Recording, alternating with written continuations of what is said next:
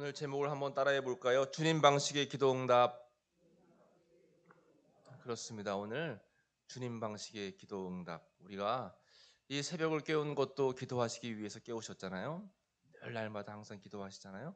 그러면 어떤 것이 주님 방식의 기도이고 또 어떤 것이 주님 방식의 기도응답인가 오늘 함께 말씀을 나눌 텐데요. 잠언서 16장 1절로 9절까지 그 기도의 원리, 기도응답의 원리에 대해서 잘 말씀하고 있습니다.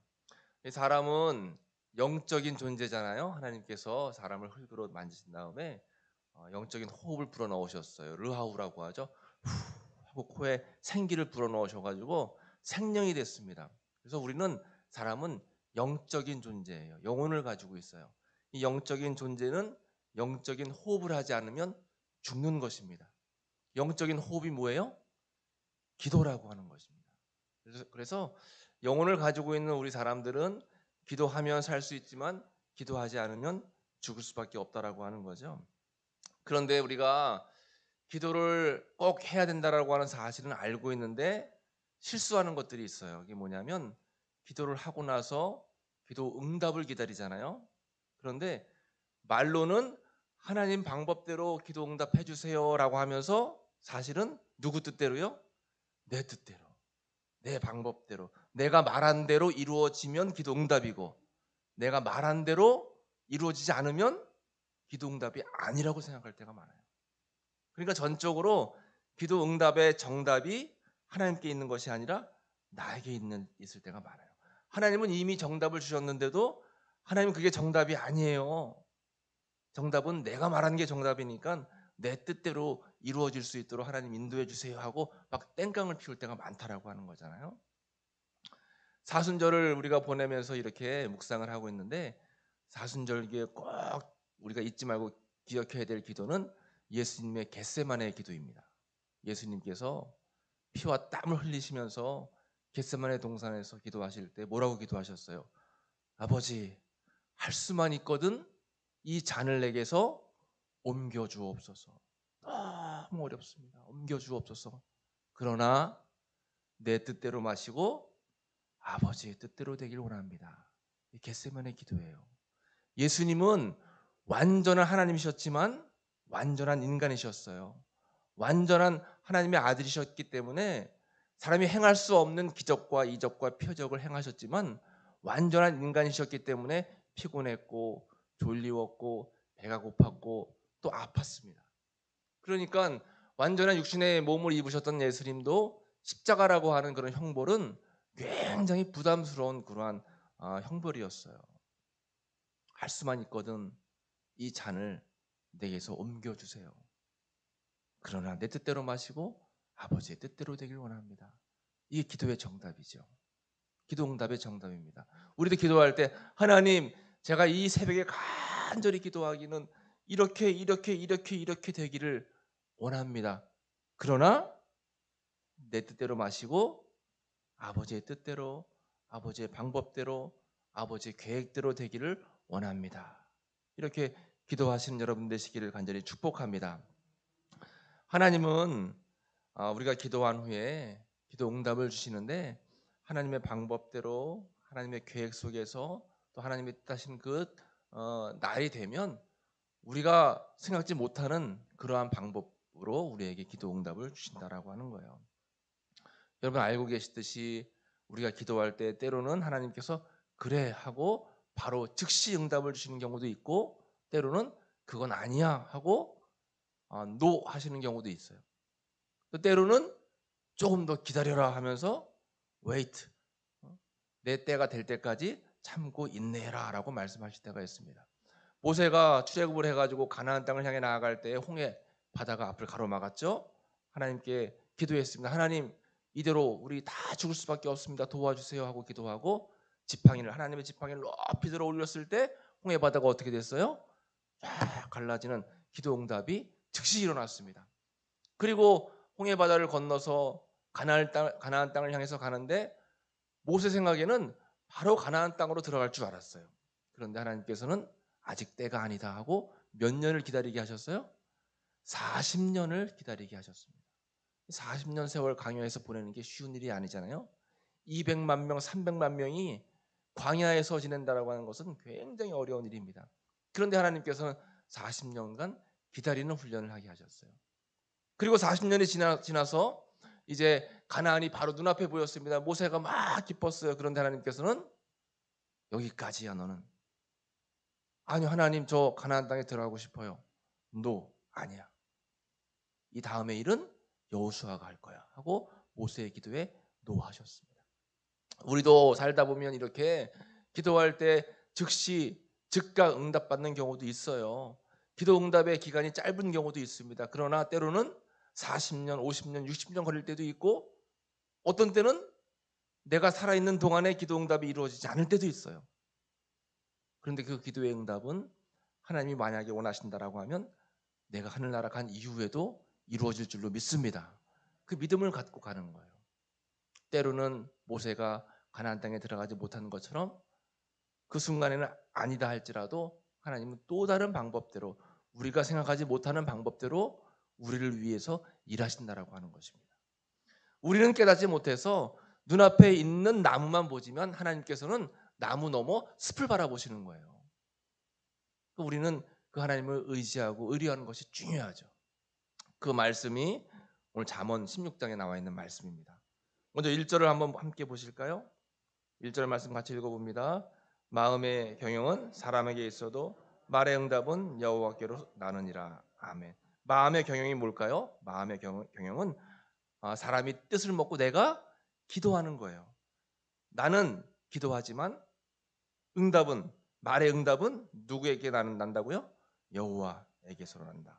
그러니까 말의 응답은 여호와께서 하나님의 뜻과 하나님의 시간표 안에서 주어지는 그러한 응답이다라고 하는 거죠. 기도는 내가 하고 응답은 하나님이 하시고.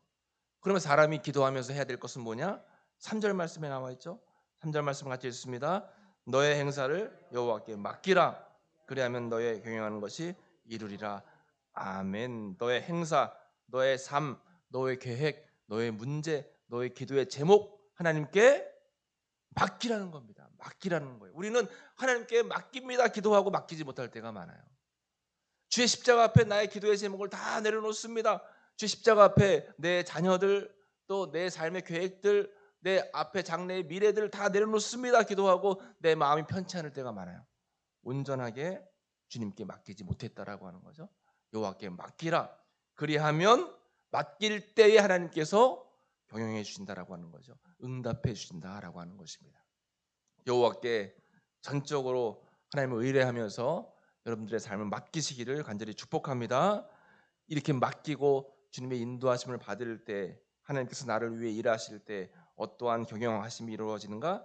9절 말씀이에요. 16장 9절 같이 읽습니다. 사람이 마음으로 자기의 길을 계획할지라도 그 걸음을 인도하는 자는 여호와 신이라. 아멘.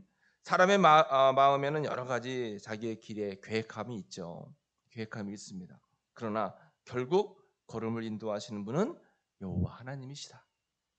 우리가 아무리 힘과 능력과 지식과 경험이 있다 할지라도 결국 우리의 길을 인도하시는 것은 여호와 하나님이에요. 그러니까 정답이 나왔죠. 내 뜻을 내려놓고 주님 앞에 다 맡기면서 나는 기도하고 또 나는 늘 계획하지만 우리의 경영, 우리의 삶을 이끄시는 분은 여호와 하나님이십니다. 그 하나님을 의뢰하고 신뢰하고 우리가 나가는 거예요. 그러면 우리의 길을 주님께서 인도하신다라고 하는 거죠. 여러분 포기하지 마시고 또 좌절하지 마시고 지치지 마시고 주님께 맡기시면 주님께서 반드시 지금은 내 눈앞에 보이는 게 없다 할지라도 하나님께서는 내가 보이지 않는 그러한 상황 속에서도 일하고 계시다라고 하는 것입니다. 그러한 주님의 은혜를 의지하면서 주님의 기도 방식을 늘 기억하시고 기도로 승리하시기를 축복합니다. 오늘 교재를 함께 보시겠어요? 41쪽 교재를 함께 보시겠습니다. 많은 그리스도인이 기도하면서 나름의 응답 방식을 예상하곤 합니다. 그러나 그 예측이 틀릴 때가 많습니다. 기도의 응답은 전적으로 하나님 몫이기에 그 방식 또한 하나님께서 정하실 일입니다. 우리는 모든 것을 하나님께 맡길 뿐입니다. 하디도 부흥운동 가운데 이러한 사실을 경험했습니다. 일본에서 휴식을 마치고 돌아온 하디는 그 사이 원산교회가 곤경에 처한 것을 알았습니다. 그 어려움은 원산 부흥운동이 일어난 초기 때에 자기 죄목을 낭독하며 회개운동에 불을 지폈던 시약소 조수 최종손 때문이었습니다. 이 최종손은 3월 3일자 우리 책자에 보면 33페이지에 은혜 받은 내용이 나와 있어요. 그래서 최종손이 시약소 직원이었는데 막 부흥 집회가 열릴 때 본인이 벌떡 일어나 가지고 자신의 죄목을 읽는 거예요. 저는 이러한 죄를 언제 지었습니다. 용서해 주세요. 회개했을 때에 놀라운 역사가 일어났거든요. 이렇게 은혜 충만, 성령 충만을 받았던 최종손이었는데 그는 공개 자복 후 부흥회가 열린 2달 동안 거의 금식하며 기도와 전도에만 몰두했습니다. 그런데 그 도가 지나쳐 광적인 수준에 이르렀고 잠도 자지 않고 횡설수설하며 난폭한 행동까지 보였습니다. 교인들은 귀신이 들렸다며 그를 쇠사슬로 묶어 방에 가두었습니다. 사슬을 끊고 도망치면 다시 잡아 가두기를 반복했습니다. 불신자들은 마귀 들린 자를 고치지 못하는 것을 보니 사기 세력이 교회 세력보다 강한 것이 아니냐며 조롱했습니다. 하디는 동료 선교사들과 토요일 저녁마다 모여 최종손의 치유를 위해 기도했습니다. 그러던 중 1904년 1월 원산지방 겨울 사경회가 시작되었습니다. 사경회를 시작할 즈음 최종손은 다시 사슬을 끊고 도망쳤습니다. 하디는 기도하던 중 하나님께 구하라 그리하면 주시리라는 야고보서 1장 5절의 말씀과 함께 사경의 마지막 날 최종손이 치유받을 것이란 확신을 얻었습니다. 그러나 마지막 날 주일 오전 예배에 그는 나타나지 않았습니다. 오후 늦게까지 이어진 집회를 마치고 교인들이 모두 돌아간 뒤 한 청년이 하디를 찾아와 말했습니다. 원산 15리박 서울로 가는 길에서 최종손을 만났는데 운전한 상태로 서울에 가는 길이라고 했습니다. 다음은 이 사건에 대한 하디의 증언입니다. 집회 중에 그가 병이 나았음을 교우들이 알았다면 이적으로 병이 나았다고 했을 것입니다. 다시 말해 우리 선교사들이 그를 위해 토요일 밤마다 특별 기도한 것이나 내 마음에 그 머리 위에 손을 얹고 내 병이 나았다 했으면 곧 그 병이 낫겠다고 했던 생각. 그것을 실행한 결과로 그가 고침을 받았더라면 이적으로 병이 나았다 하며 굉장히 떠들었을 것입니다. 그리고 우리에게 자만심이 났을 것입니다. 그러나 하나님은 우리가 시험에 빠짐을 면케하시려고 그 방법을 취하지 않으셨습니다. 우리는 그의 병 나음이 확실히 우리의 기도에 하나님이 응답하신 것임을 믿었습니다. 그렇죠, 여러분. 알게 모르게 하나님께서는 다 역사하시고 또 주님의 계획하신 걸 이루고 계시다라고 하는 것입니다. 하나님의 놀라운 역사를 이뤘던 사도 바울에게도 가시 같은 그런 질병이 있었어요. 확실하게 성경에는 그 질병이 뭔지 예상하기는 안질, 또 뭐 허리 협착 여러 가지 그러한 예상은 하지만 정확하게 사도 바울의 그 질병이 뭔지는 이제 나와 있지 않아요. 성경에는 사단의 가시라고 표현하여 있습니다. 사단의 가시가 나에게 주어져서 사역을 하는데 어려움이 있습니다. 하나님께 간절하게 3번 기도했어요. 3번 기도했다라고 하는 것은 여러 번 쉬지 않고 기도했다라고 하는 거예요. 근데 하나님께서는 그 기도에 응답하지 않으셨죠. 평생 사도 바울은 사단의 가시인 질병을 안고 그가 사역을 했습니다. 근데 사도 바울이 깨달은 것은 그래, 내가 기도할 때마다 다 응답되고 내가 원하는 것이 다 이루어지면 이것이 내 능력 때문에 되는 것이다라고 하나님께서 교만할 수 있기 때문에 나에게 이러한 질병과 사단의 가시는 주는 것이다 라고 생각을 하고 겸손함을 잃지 않았다라고 하는 거예요. 그러니까 여러분, 우리가 뭐든지 다 하나님께서는 내 상황과 형편과 처지를 아시고 나보다 더 좋은 방법으로 나를 이끄신다라고 하는 확신을 가지고 있어야 됩니다. 그러면 어떠한 상황 속에서도 하나님이 나를 이끄신다라고 하는 그 감사한 믿음의 기도를 드릴 수가 있게 된다라고 하는 거예요. 하디는 자신이 생각했던 공개적인 방식이 아니라 아무도 알지 못하는 은밀한 방식으로 최종손이 치유받았음을 알았습니다. 그것이 하나님의 응답 방식이었습니다. 그 결과 하디는 내가 안수기도에서 그를 고쳤다 하는 착각과 오만에 빠지는 실수를 범하지 않게 되었습니다. 그것 또한 은혜였습니다. 최종소는 1년 후 원산으로 돌아와 다시 시작소식원으로 충실하게 일했습니다. 아멘. 하나님의 역사하심이죠. 여러분, 우리가 최선을 다해 기도하고 하나님께서 우리에게 은혜를 베풀어 주시면 기적이 일어나는 줄로 믿습니다. 그 기적을 내가 일으키는 것이 아니에요. 전적으로 하나님의 몫입니다. 그리고 응답되지 않는 기도는 없다. 여러분 그렇게 생각을 하시고 하나님께 맡기고 또 주님의 인도하심을 구하며 기도하시면 됩니다. 기도하시고 맡기면 내 마음이 편안해질 수 있어요. 왜냐하면 내 삶은 내 것이 아니라 하나님의 것이고 내 삶의 시간표도 주님께서 인도하시는 것이기 때문에 전적으로 주님을 의뢰하고 의지하고 맡기면 하나님께서 다 이끌어 가신다라고 하는 것입니다. 그런 마음으로 기도로 승리하시기를 축복합니다. 묵상 질문 함께 보시겠어요? 내가 예상하지 못했던 방식으로 기도 응답을 받은 적이 있을까요? 또 아직까지 응답받지 못한 기도가 있습니까? 있다면 그 이유가 무엇일까요?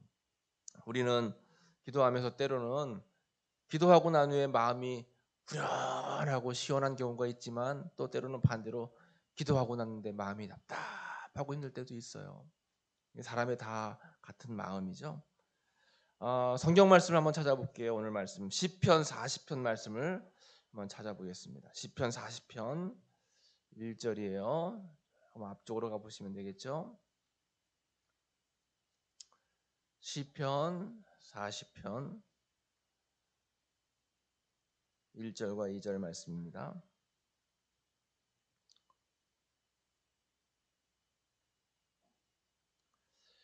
시편 40편 1절과 2절 말씀 다윗의 기도입니다. 같이 읽어보겠습니다. 내가 여호와를 기다리고 기다렸더니 귀를 기울이사 나의 부르짖음을 들으셨도다. 나를 기가 막힐 웅덩이와 수렁에서 끌어올리시고 내 발을 반석 위에 두사 내 걸음을 견고하게 하셨도다. 아멘. 다윗의 기도예요. 다윗이 뭐라고 기도하냐면 2절에 나를 기가 막힐 웅덩이와 수렁에서 끌어올리셨다 했습니다. 결국 다윗은 지금 어디에 빠져 있는 거예요?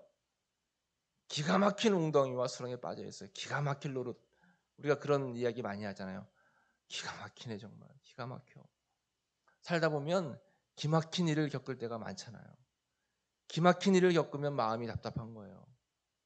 어떻게 우리 가정에서 이런 일들이, 어떻게 내 자녀가 이렇게, 어떻게 내가 살고 있는 이 삶 속에 이런 일들이 일어날까 참 기가 막히다.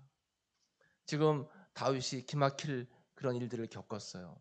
예전에는 사울이 그렇게 죽이려고 따라다녔습니다. 사울은 자기가 모시던 왕이기도 하지만 결국 자신의 장인이 됐잖아요. 장인. 이 장인 어른이 자기를 죽이겠다고 매일 쫓아오는 거예요. 그 어려움을 잘 이겨냈는데 그 어려움을 이겨내고 왕이 됐는데 이제는 믿었던 아들 왕의 아들 그 압살롬, 그 사랑하는 아들이 이젠 아버지를 죽이겠다고 아버지에게 창을 겨누었어요. 그리고 그 아들이 그 왕 자리에 오르면서 쫓겨나가는 거예요. 예전에는 장인한테 쫓겼는데 이제는 좀 살만하니까 아들한테 쫓기는 신세가 됐습니다. 기가 막힐 노릇이죠. 그때 다윗이 기도하는 거예요. 1절 말씀에 내가 여호와를 기다리고 기다렸더니 바로 응답이 되지 않고 바로 삶이 펴지지 않고 바로 삶 가운데에 하나님의 은혜가 없어도 여호와를 기다리고 기다렸더니 하나님께서는 내 기도에 귀를 기울이시고 나의 부르짖음을 들으셨도다. 하나님께서는 다 듣고 계세요. 다 알고 계세요. 다 우리의 삶을 보고 계시다라고 하는 것입니다. 우리가 기도하면 안타까운 마음으로 또 애타는 마음으로 기도하면 하나님께서 안 들으시는 게 아니에요. 다 듣고 계세요. 그리고 그 때가 되면 하나님이 우리를 위해서 일하실 그 가장 좋은 때가 되시면 우리의 삶 가운데 개입하시고 하나님이 역사하시고 일하시기 시작하시는 겁니다. 2절에 보니까 나를 기가 막힐 웅덩이와 수렁에서 어떻게 하시는 거예요? 끌어 올리시고 내 발을 반석 위에 두셔서 내 걸음을 견고하게 하셨도다. 아멘. 진짜 아멘입니다. 그러니까 이렇게 바뀌는 거예요. 기가 막힌 일을 겪었는데 기가 막힌 응답을 받은 거예요. 야, 하나님의 역사하시면 기막히네. 참 기가 막히게 하나님께서 나와 함께 하시네. 이렇게 하나님께서 내 삶을 역전시키는 은혜를 경험하게 된다라고 하는 것이죠. 그때까지 여러분 우리는 어떻게 해야 돼요?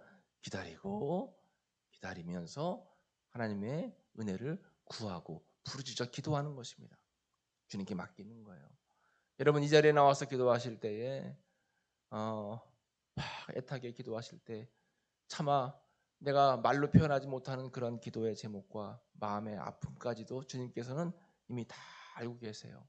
그리고 주님께서는 준비하고 또 주님께서는 예비하고 계시다라고 하는 사실입니다. 그 주님의 은혜와 사랑을 우리는 그때를 기다리면서 기도하고 맡기면 되는 거예요. 이 새벽에도 이러한 주님의 은혜를 여러분 기억하면서 지금 상황이 기가 막힐 그런 어려움 속에 웅덩이 속에 빠져 있다 할지라도 수렁 가운데 있다 할지라도 반드시 나를 반석 위에 세우시고 또 반드시 나를 주님께서 놀라운 은혜 가운데 이끄신다라고 하는 확신을 가지고 오늘도 주님 앞에 기쁨으로 기도하시고 또 기쁨으로 주님께 의지하고 나아가시는 여러분들 되시기를 간절히 축복합니다. 우리 인사하겠습니다. 사랑합니다. 축복합니다.